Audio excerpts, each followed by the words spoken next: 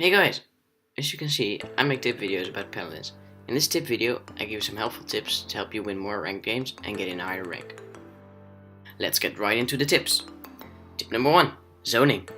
Zoning is a thing you can do after you kill most of or maybe even the whole enemy team. It basically means that instead of doing this,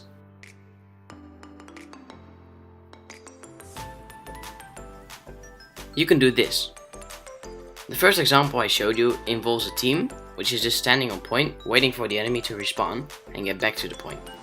In the second example, most of the team pushes forward towards the enemy base to dismount them and keep them busy, so they can't get to the point and your healer can capture it.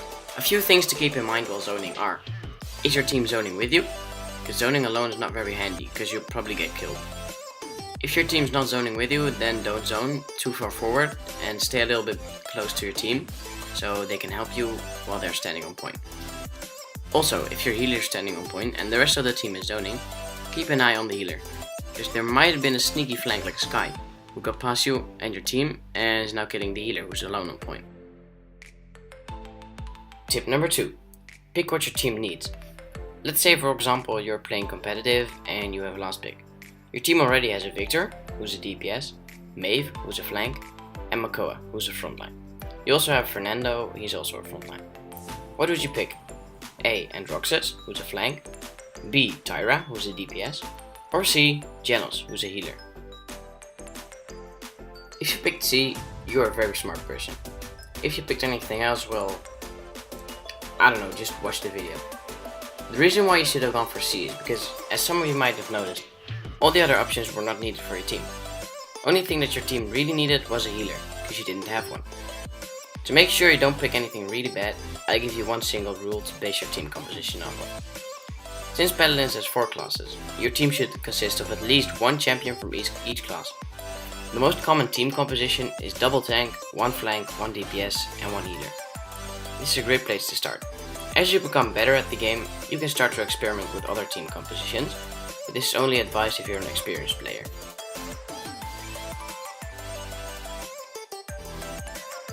Tip number 3. Play your champion correctly. This is very straightforward and I've made another quiz for you guys. Let's say you're playing Janos. What should you do? A. Flank the enemy team and die. B. Play very passive and heal your teammates while shooting at the enemy only if they don't really fire back at you. Or C. Stand on point and die. If you picked answer B, you're correct. Since you're playing Janos, who's a healer, you should not be focusing on killing the enemy team so much. You should be more focused on healing your team and helping to keep them alive. Same goes for tanks, DPSs and flanks. Tanks should spend a lot of time on point, to make sure the enemy doesn't capture it. Flanks should go around the enemy to finish off kills. DPSs should be spamming the enemy so they get damaged and the flanks can finish the kills. One thing about tanks though, I said that tanks should stay on point most of the time. This is only true when the enemy is standing on it as well, or shooting at it. After you killed the enemy team or pushed them back, the tank should start zoning together with the flanks and the DPSs. The healer should stay on point. Tip number 4. Don't be toxic, be friendly. I've lost a lot of games because people in my team got mad at someone and left, or they just didn't try to win the game anymore. They were yelling at other people how trash they were, and they're just not being very nice to them. Toxicity is a very real problem, not only in Paladins. Just be nice to your team.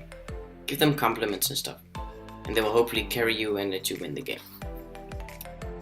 Tip number 5. Communication. If you want your teammates to help you with that, let's say dealing with flankers, you need to communicate with them. You can do this via voice chat or with the VGS system. The VGS system gets activated by pressing V, and it consists of a few easy codes which you can press to let your team know something. For example, if there's someone on the enemy team behind you, you can press VBE. It means enemies behind us.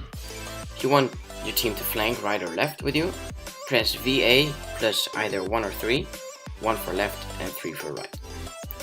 Most of the pro teams are so good partly because they communicate a lot. For the most in-depth communication, you should use voice chat. Okay guys, that's it for today's video. I hope you guys liked it. Subscribe for more and I'll see you in the next video.